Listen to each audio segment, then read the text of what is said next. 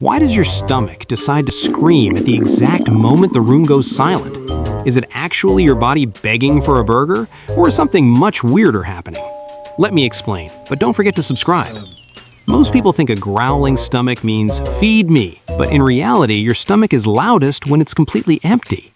Meet the migrating motor complex. Think of it as your gut's internal janitor.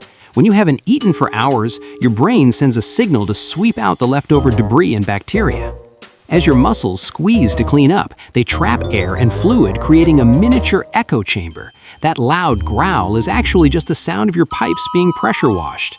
So don't be embarrassed, that noise is just proof that your digestive system is working overtime to keep you healthy. Your body is just finishing its chores, which makes you wonder,